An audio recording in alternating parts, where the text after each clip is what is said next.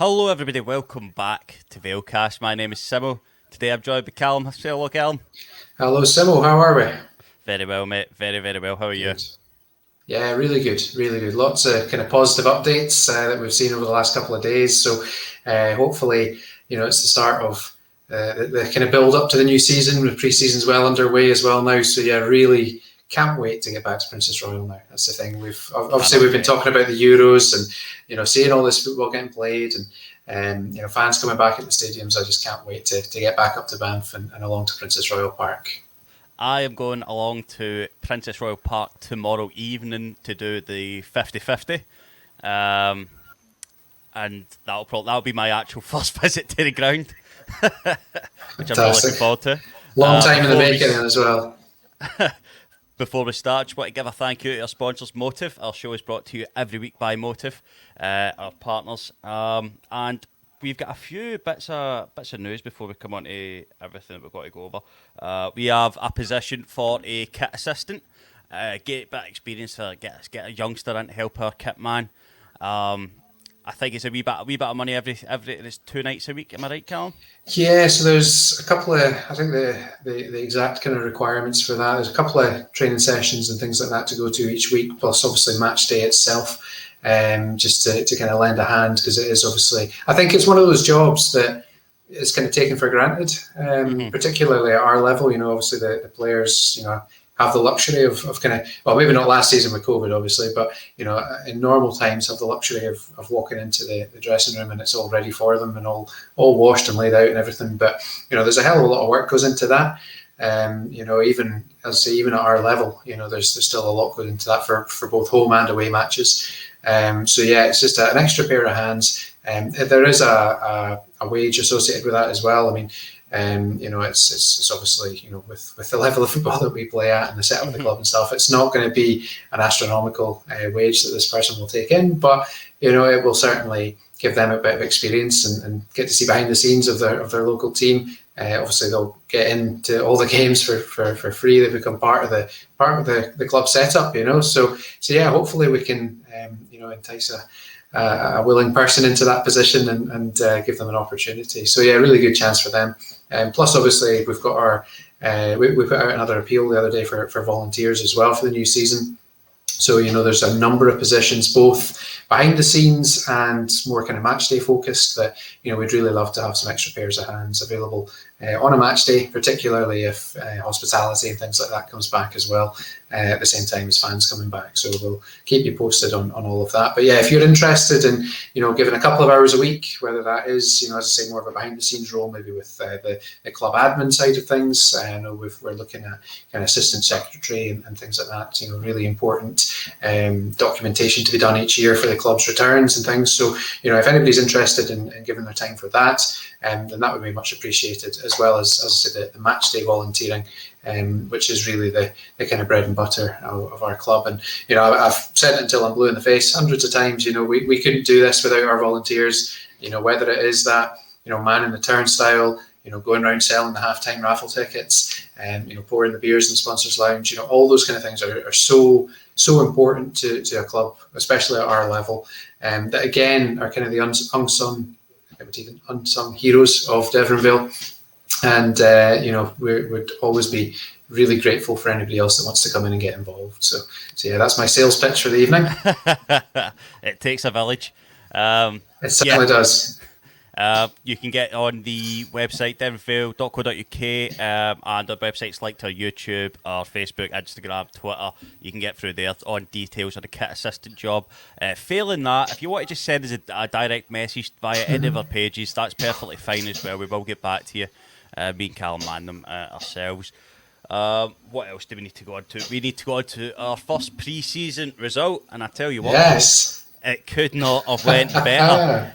9-0 to the Vale. 9-0 to the Vale.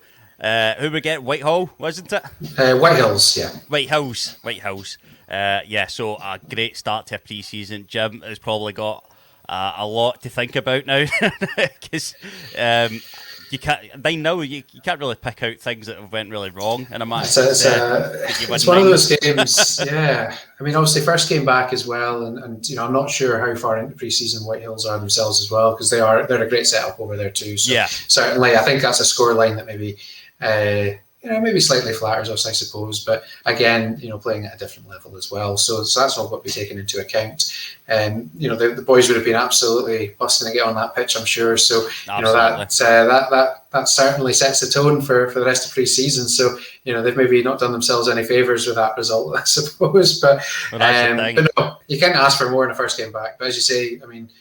From a team selection point of view, I'm not exactly sure. Apologies to all the kind of viewers and listeners tonight. I'm not 100% sure who scored how many goals each or what have you. But, it could be a good chance to just see what the team's going to look like for next season and see who's kind of gelling and who's performing quite well together. So yeah, great result. And I'm sure the performance was just as admirable as well. Yeah, absolutely. We've got a new manager and an assistant manager bounce as well. So I'm sure all of the lads, and it's from what I hear as well, working hard in the training ground as well. So yeah, we've started. It's a strange one though. So it's a strange one when obviously you're saying about the new manager and your assistant manager bounce. For a manager that was appointed in January, to still have that new manager bounce in June. It's. But I think that's probably. I need to go and have a quick look back over the fixtures, but. I'm fairly certain that was probably Craig's first official match as manager. It is as well. It is kind of caretaker spell, but yeah, it's a strange one to wait that long for your first. Maybe it might have been the second one, but certainly the first couple of games as manager proper of the club. So a few faces will have kind of come and gone since January. Obviously, there's been a flurry of activity over the last few weeks with players coming in. I think it's. About 5 or 6 that have come through the door already. Yes. I think it was 3 and 2, wasn't it? So five come through. We are again just kind of touching on transfers, I suppose, because again that's something that everybody wants to know about.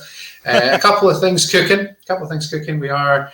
We're not done yet, are we? Quite able. No, we're not done at all. There'll be a wee bit more activity, I'm sure, before pre-season ends. But a couple new faces, hopefully through the door in the next kind of week or so. So again, we'll keep you posted on that. We're not quite ready to kind of dot the I's and cross the T's on those ones just yet. But a few things cooking away, and as I say, it never stops, does it? To get your announcements first, guys, on all the socials, is where you want to be. Make sure you are on them as regularly as you can, and you get all the updates as quick as we can put them out. But yeah, like I said, new manager Craig Moe. We've got new faces coming in, competition for places at a really good spot. You can't think of a better way to start pre-season. I hope Craig Moe can carry on this momentum because we are 24 days or so away, 24 days when this goes live, away from our first game. Not that we're counting, but I know. I feel like I'm marking it off on the wall. Yeah, marking it off. But yeah, 24 days to go. Broda at home in that first game. We've started. We've got the fixtures up on the website as well, so we've kind of not got them all quite on there yet. I'm kind of working through that this week, but yeah, we'll have all the fixtures available. But we've got certainly the details of the first few, and it's not just fixtures going up and pre-season fixtures and things like that, but fans coming back as well. There's a couple of games in pre-season where they will be behind closed doors just due to the setup of the venue, but it is looking, touch wood, obviously things all subject to change. We have seen a bit of a rise in COVID numbers and things like that over the last few weeks. So all subject to change, and hopefully I'm not jinxing it now, but it looks as though all signs are pointing towards fans being in attendance for that first game back on the 24th of July at home to Broda. So yeah, hopefully we'll keep fingers crossed. And as we know as much as you guys know probably at this stage, to be honest. So we'll just keep you posted with all the relevant updates, whether there's opportunities to either even sit in the stand. I'm not too sure just yet, but we will put all of that out in advance, and then match day itself will maybe be a slightly different experience to start with for everyone while we get used to it all. Social distancing is still going to be a thing, even with, effectively, we are outside when we're watching football, but, particularly in the stand. And if the lounges are open, then, there'll obviously be a stringent kind of one-way system as best we can, and social distancing as well. So, it will look a bit odd to start with, but hey, we're getting a chance to go back and watch the team. So, I don't think we can complain too much. Yeah, I think it's worth pointing out as well, when we go to Elgin, you can actually live stream that game on Elgin City TV. I think just for the small price of £2. £2 to watch Yeah, the I believe game. so. You know, Yeah, £2. that's a good test for us. That's a really, really good test for us. Obviously, the Football League team, Elgin City. Yeah, yeah. A good Well, we've had stadium. them before. Yeah, we've had them before in pre-season. So it's the under-20s team that we'll be kind of matching up against. We did have them at Princess Royal Park maybe a couple of seasons ago, I think. And again, a really good workout. Obviously, we've taken a couple of boys on loan from Elgin, so I don't know if we'll be able to get some inside information from them at all if they'll give us that. But yeah, it's a good test. And we've got a couple of good teams that we'll be facing up to in pre-season. The updated or kind of revised pre-season fixtures list has gone up on the Vale website and all the socials as well. So feel free to go and check that out, so you can see where you can come and watch the team. But yeah, we've got a few interesting looking games there. Unfortunately, one game or a couple of games have fallen foul to kind of COVID related things. Yeah, out of our hands, really. Yeah, I mean, obviously we have seen Dundee Violet was one, who we're going to be coming up to Princess Royal Park on the 10th of July.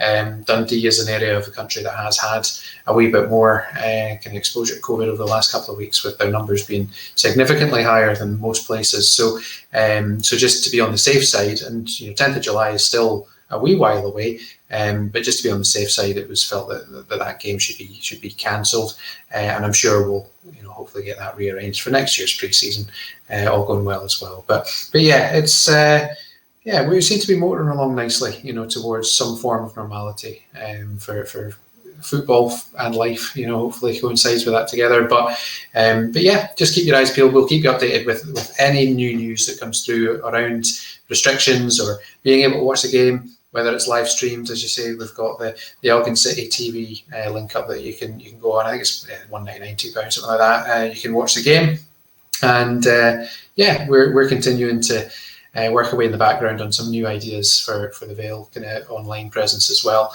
Looking at live streaming options, it's something that exists in the league already, and it's something that we might be able to tap into over the coming season. So yeah, again, just keep your eyes peeled. We'll keep you updated with everything.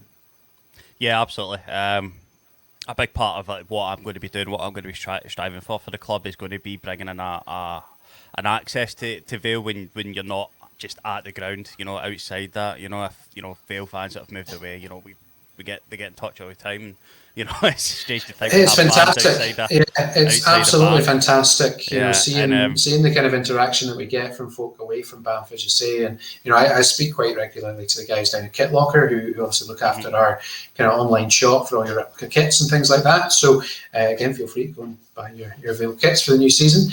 It'll still be the same shirt as is just now. So yeah, I speak to them quite often, and the orders that are coming in, are not just from folk in Banff. They're shipping out worldwide. We've seen shirts going as far afield as Germany and Canada and places like that. So it's great to see that the Vale's got such a global following, I suppose. And, again, the link up with Motive, as our main sponsor, being a global yet local organisation as well, is brilliant for us. So yeah, it's really kind of widened our reach. Obviously, since you got involved yourself as well, Simo, a few months back now, we've seen a lot of increased exposure on Twitter as one kind of avenue to take further, and a lot of link ups that we're working on just now, partnership wise. I talked about some of the merchandise partnerships that we were looking at and have available just now. There's a few more of them on the way as well, just to give you a little bit of breaking news, I suppose. Can't go into too many details just yet, but I'm sure there'll be ink drying on contracts soon enough with regard to all of that. So there'll be a few new things for you to have a look at for the house. But yeah, any kind of partnership around the opportunity for either businesses to interact with us online or things that we can do at the stadium as well, then it seems to be really kind of beefing up for this season, which is great. So yeah, the more the merrier. Feel free to come along and get involved. Absolutely. I think that does it for our Vale news. Shall we move on just quickly what's going on in the Euros? Yes. Do we have anything else? I believe that's it.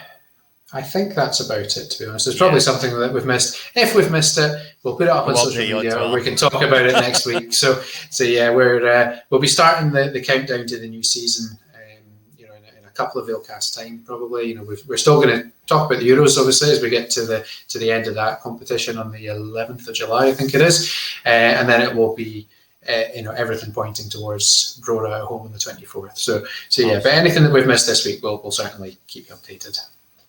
Right, okay, we'll just finish off in some general football news. We went into the round of 16. Oh, we didn't, but other teams did go into the round of 16 in the Euros campaign. A few shock results. Wales went out hard to Denmark. Nico Williams with a red card. Denmark 4 goals. Denmark just absolutely striving on. They've got a fire in their belly. I don't think they're going to be a team that anybody really wants to play just now. Don't think so. I think the first team as well to score 4 goals in 2 consecutive matches at the Euros. So they seem to having obviously had a horrific start to the tournament with Eriksson and obviously that first game that really shouldn't have happened in the first place, to be honest. But they've definitely recovered from that. They've regrouped. They're obviously drawing on strength from each other and probably from contact with Eriksson as well, I would think. And they look as though they're going to be a fair force to be reckoned with as we move into the latter stages of this competition.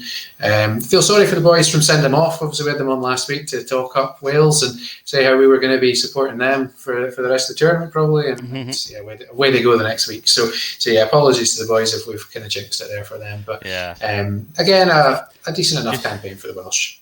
I don't. Yeah, I think getting out of the group stage, I think is for us small nations. I think that's a huge achievement in itself. Just the way of tournament football. 1 minute you think you can go, all the way, and then next, before you know it, you're out. We on the same day on a Saturday, Italy made it past Austria. We then went to the Sunday. Czech Republic pulled off a shock win against the Netherlands. Schick having another game as well. One of the Czech Republic players that scored against us, having a particularly good tournament. The Czech Republic as a whole were having a particularly good tournament. On the same day, Belgium snuck by Portugal. That game didn't go the way I really expected it to go. Belgium very much giving up possession, and Portugal with 24 shots, I think. Like normally, I think of Portugal, I think of a counter-attacking side, and I thought Belgium would be the team with the majority of the ball, but Belgium stuck very very hard to their system. Took that 1-0 victory. We talked about it, right at the start. That this would have to be their tournament, really. They have got a squad that's been around for a few tournaments now. So maybe a few lads that this might be a final swan song tournament level for them. So I think again, we said it weeks ago that they have to win this. To be honest, to be counted as success, being number 1 in the rankings for however many weeks it's been or years it's been counts for nothing. So I'm sure they'll be itching to see their name etched on the trophy. I just feel like that Belgium team is too good to not win something. As it is now. And to be honest, there's a few of the kind of so-called background players seem to really come to the fore. Like Hazard, not Eden, not Eden Hazard. It's now kind of Thorgan and Eden rather than the other way around. So like he's kind of stepped out of his brother's shadow a wee bit there, and seems to be one of the main kind of driver. Not just because he scored the goal, but seems to have been one of the main kind of standouts for them over the length of the tournament so far, plus all the usual faces that you would expect to see there. But they seem to have, those that have dropped out of the team in the last couple of years maybe have been well, they've been replaced very well, and they don't seem to have really missed a beat. Mm-hmm. Absolutely. We next go to the Monday night. If you were not watching the football on Monday, then you missed one of the best days in football I can remember. Was that not when Love Island came back on as well, Simo? So there was probably a bit of TV competition to see who would be getting to watch what after all this football. But. Clive Tilsley actually mentioned it on commentary in the Switzerland France game. I think he said, "Please don't leave us for Love Island." To his exact words. But yeah, Spain beat Croatia. Croatia spectacularly came back in the last 10 minutes to bring it to 3-3 and push Spain into extra time. Just a crazy game. Yeah, crazy game. I mean, Croatia side. Yeah, and I mean, the first goal for Croatia as well, with the, what was that, 40-yard back pass or something that just went right by the keeper. Who knows what he was up to, but yeah, it had everything really, that game. And I think it was almost. I always feel like the 5 o'clock kickoffs kind of don't get the kind of press that they need, to be honest with you. And we've seen that with the last couple of days. Obviously, we'll go on to the final kind of round of fixtures there. The 5 o'clock fixtures seem to be kind of overshadowing the so-called 8 o'clock primetime ones. So, so which is a shame. Because obviously, a lot of guys will get back from work and they'll miss the first half an hour or whatever. Some people are still at work. So it's a shame, but absolutely cracking game. If you haven't seen it, go and watch it back, because honestly, it's just a fantastic game of football. Then we go to the upset of the tournament. France, the tournament favourites from the start, have been put out by a Switzerland side. A Switzerland side that scored 5 goals in total against them. 3 in normal time. A spectacular performance from Switzerland from front to back. Just didn't look as if they had a clue at all. They started with a 3 in the back system that they hadn't played for 2 years. Switzerland dictated almost everything about this game. It was insane. And then I think it was. I think France were kind of undone, as they with that defensive back line, and I think Deschamps' kind of hesitance to bring in more left-sided defenders into that squad in the first place has been his undoing there, because obviously Lucas Digne had to go out to left back. And Rabiot was playing out there, and he's a centre mid, He's a central midfielder.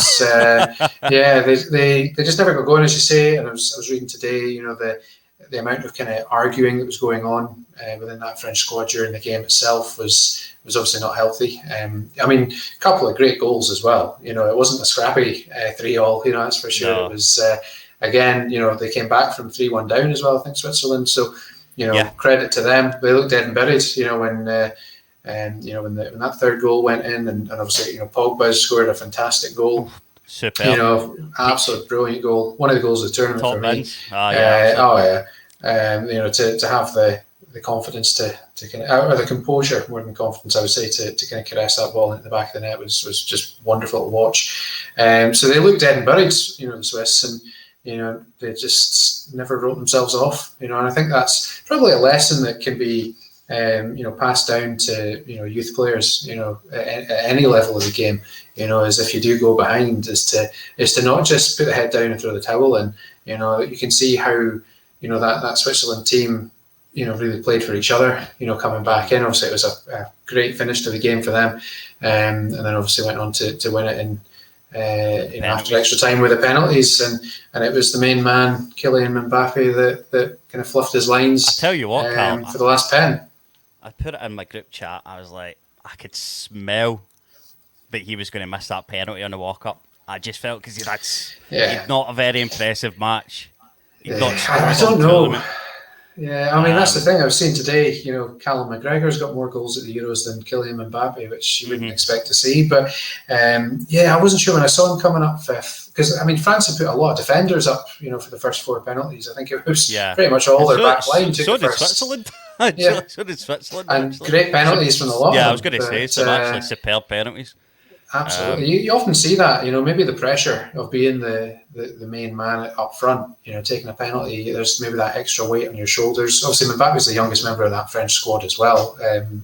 Despite having been around, again, he's one of those players, he seems like he's been around forever, for the last 5 years or so, but, he's still only like 22, 23, something like that. So, obviously there's a hell of a future in front of him. But, when I saw him going up fifth, I think Ronaldo had done it a few years ago where he didn't even get the chance to take a penalty. I can't remember if that was for Real Madrid or for Portugal, in all honesty. But, they wanted to put themselves into that glory position, firing home the winner. But obviously it wasn't to be. And Switzerland go marching on.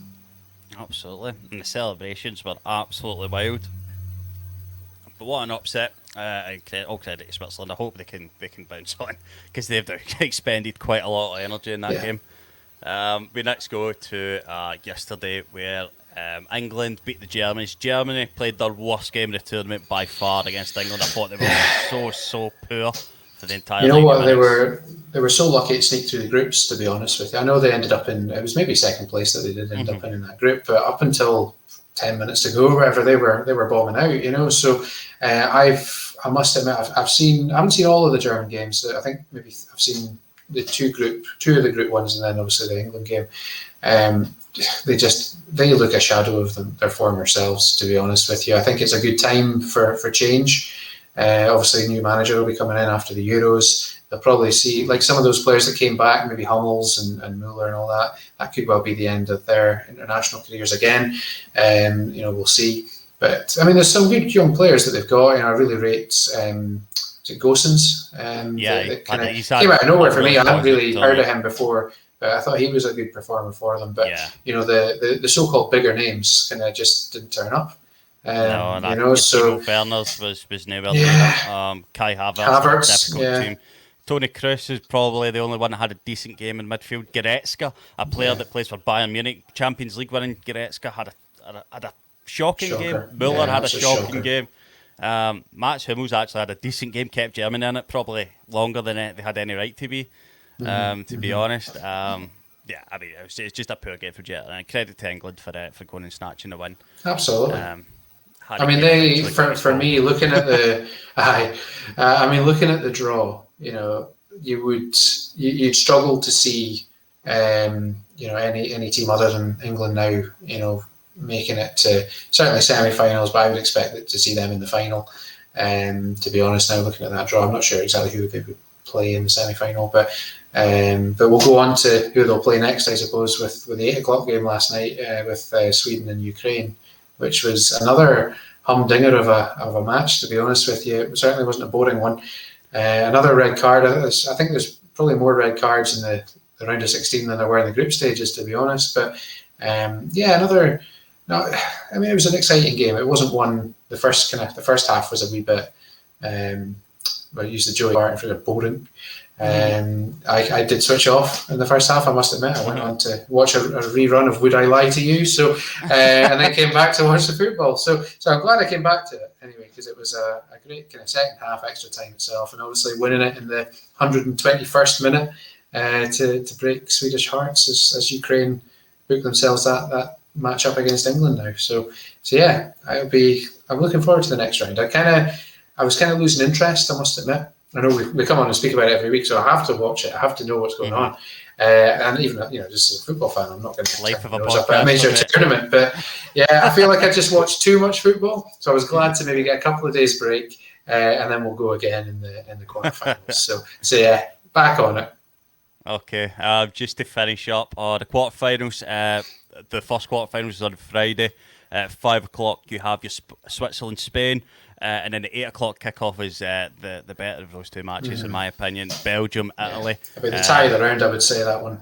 Yeah, I mean, both teams that have done, particularly well in this tournament so far.